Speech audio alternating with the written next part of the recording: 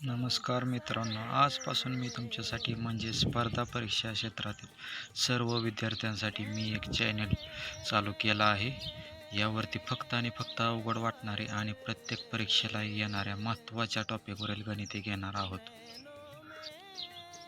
तर विद्यार्थी मित्रांनो, पहिलेच प्रकरण तुमचे आवडते बोट आणि प्रवाह. हा व्हिडिओ संपूर्ण बघा. एकही या टॉपिकवर मार्क जाणार नाही याची खात्री मी देतो. जे तुम्हाला अवघड जाते तेच या चॅनलवर सोपे करून दाखवणार. तर चला मग बघूया कसे ते. बोट आणि प्रवाह या प्रकरणावरील या व्यतिरिक्त परीक्षेला येतच नाही, त्यामुळे व्यवस्थित लक्षपूर्वक बघा, स्किप करू नका, नाहीतर एखादा शब्द मिस होईल. बघा मग. बोट आणि प्रवाह हे प्रकरण तुम्हाला समजण्यासाठी मी एक चार्ट तयार केला आहे. यावर फक्त नजर मारा, जेणेकरून मी कशा पद्धतीने गणित सोडवतोय हे तुम्हाला समजून जाईल. प्रवाहाची विरुद्ध दिशा. एक बोट प्रवाहाच्या दिशेने 14 किलोमीटर हवर या वेगाने जाते व प्रवाहाच्या विरुद्ध दिशेने 10 किलोमीटर हवर या वेगाने येते, तर बोटीचा संत पाण्यातील वेग किती? तर चला मग बघूया टेक्निक्स कशा पद्धतीने सोडवायचे ते. सर्वप्रथम तक्त्याप्रमाणे जसे तुम्हाला दाखवले त्याप्रमाणे लिहून घेऊ. सर्वप्रथम आपण प्रवाहाची विरुद्ध दिशा हे संत पाणीचा वेग आणि प्रवाहाची दिशा, ह्या दोन्हीच्या मध्ये प्रवाहाचा वेग असतो आणि इकडं ह्या दोन्हीच्या मध्ये प्रवाहाचा वेग असतो. प्रवाहाची विरुद्ध दिशा म्हणजे कशी येते, तर ह्याच्यात काय असतं, तर संत पाणी वजा प्रवाहाचा वेग बरोबर प्रवाहाची विरुद्ध दिशा. आणि प्रवाहाची दिशा म्हणलं की संत पाणी अधिक प्रवाहाचा वेग बरोबर प्रवाहाची दिशा येते. तर मग बघू आपण कसं करायचं ते.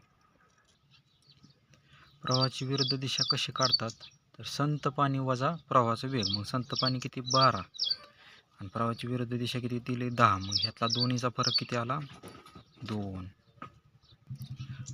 प्रवाहाच्या दिशेचा वेग कसा काढतात, तर संत पाणी अधिक प्रवाहाचा वेग बरोबर. हे झाले का?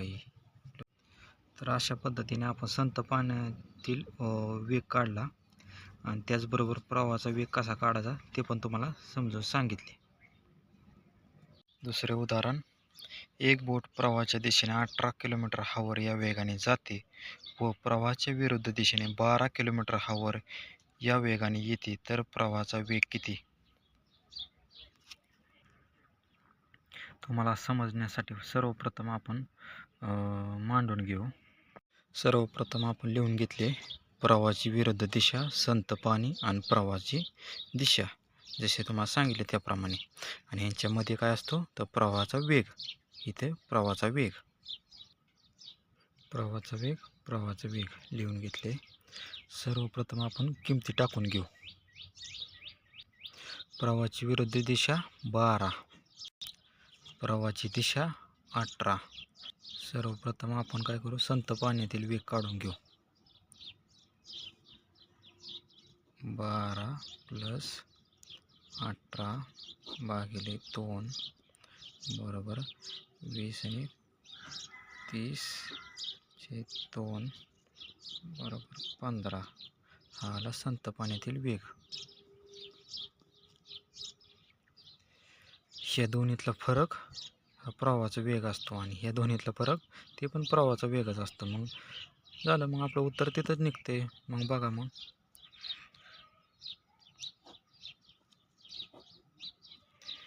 12 आणि किती 15, तर 12 आणि 3 15. 15 अधिक किती 18, तर 3. 18 वजा 3 15. तर मग आपलं उत्तर काय आहे, तर प्रवाहाचा वेग किती 3. 3 नंबरचे उदाहरण.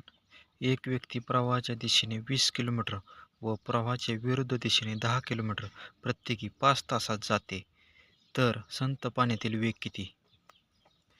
अतिशय सोप्या पद्धतीने आपण हे गणित सोडवणार आहे. सर्वप्रथम आपण समजून घेऊ. हे 20 किलोमीटर हावर आणि 10 किलोमीटर हावर असे काय दिले नाही. हे कसे दिले, एकूण दिले 5 तासात जाते म्हणून. सर्वप्रथम आपण प्रत्येकी तासात किती जाते ते काढून घेऊ. तर अशा पद्धतीने सर्वप्रथम आपण लिहून घेऊ. प्रवाहाची दिशा, प्रवाहाची विरुद्ध दिशा ही प्रत्येकी तासात काढायची. ही दिली एकूण 5 तासात. तर मग कसे 20 ही प्रवाहाची दिशा भागिले ही 5 तासात जाते. 5 चोक 20, 4 किलोमीटर हावर. आणि ही प्रवाहाची विरुद्ध दिशा 10 किलोमीटरमध्ये दिली. आता त्याला 5 तासाने भागले. 5 दुने 10, 2 किलोमीटर हावर म्हणजे प्रत्येकी तासात 2 किलोमीटर जाते.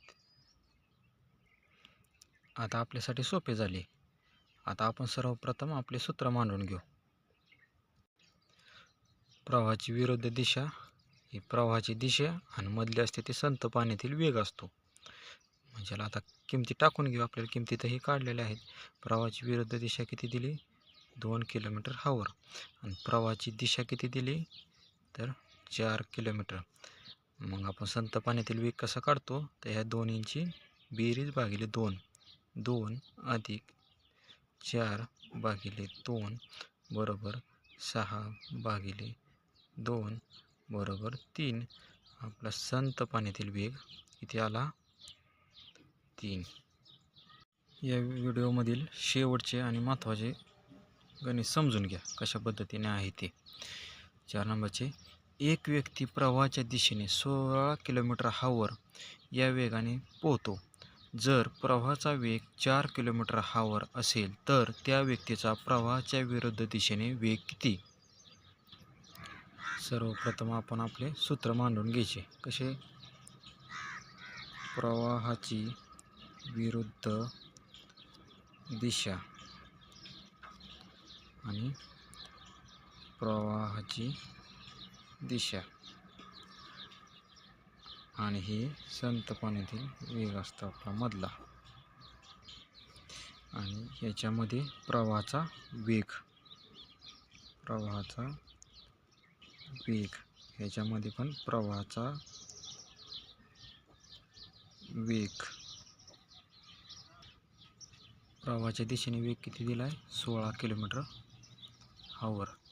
आणि प्रवाहाचा वेग किती दिला आहे, 4 किलोमीटर. इथं पण प्रवाहाचा वेग किती, 4 किलोमीटर.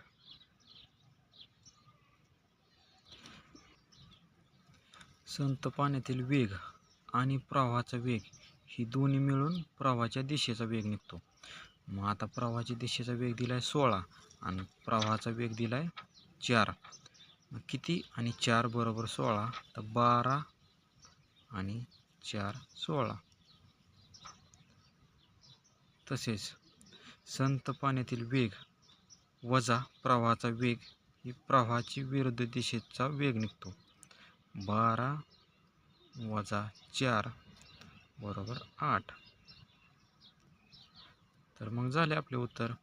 प्रवाहाची विरुद्ध दिशा किती आहे, 8. अशा पद्धतीने आता ही लिहायची पण गरज नाही, पण तुम्हाला समजून घेण्यासाठी ही लिहितोय आपण. अशा पद्धतीने आपण तोंडी पण काढू शकतो. समजले मित्रांनो. तर मित्रांनो, अशा पद्धतीने मी बोट आणि प्रवाह यावर उदाहरणे घेतलेले आहेत. समजून घ्या. या चॅनलवर सर्वप्रथम पहिलेच व्हिडिओ आहे आणि ही व्हिडिओ मी माझ्या एका हातात मोबाईल धरून काढत आहे. त्यामुळे काय होते, थोडंफार वारे वगैरे यामुळे पानं उडून जाते. ती समजून घ्या. पुढील टॉपिक आपण चांगल्या पद्धतीने आणखीन तुम्हाला समजून सांगण्याचा प्रयत्न करेल. तर मित्रांनो, अशा प्रकारे आपले व्हिडिओज पूर्ण झाले आहे. तर मित्रांनो, हे व्हिडिओ जास्तीत जास्त तुमच्या मित्रांपर्यंत पोचवा, जेणेकरून त्यांना पण समजण्यास मदत होईल.